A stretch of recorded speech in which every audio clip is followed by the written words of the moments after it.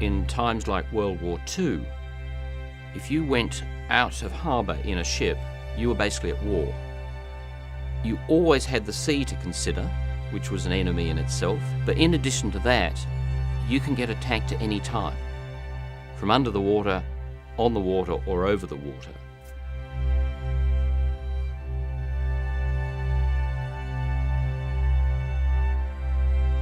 It isn't the same as the idea that you can put land forces into a combat zone and then withdraw them. I think the most difficult thing to do must be close combat on land, and that is intense in a way that almost nothing else is. But naval warfare can be very intense, but it's also more unremitting. It's trying to convey that sort of reality that I think is one of the challenges that you face when you're at a place like the War Memorial.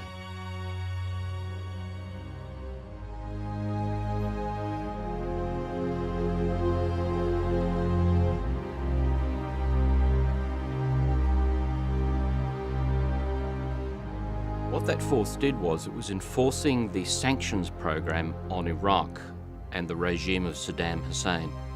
And it had two key roles. One was to ensure that nothing went into Iraq that breached the restrictions on arms, in particular weapons and materials that could be made up into weapons of mass destruction going into Iraq, but also to ensure that Iraq wasn't earning funds which weren't basically authorised and approved by the United Nations. So we had a control function of monitoring everything that was going in, which required extensive boardings of up to 8 to 10 merchant ships a day on busy days. And that meant that if nothing was happening, you were winning. And that's really one of the things that often people don't understand about what navies do and how they operate. Sometimes it's the absence of events that means you're being successful.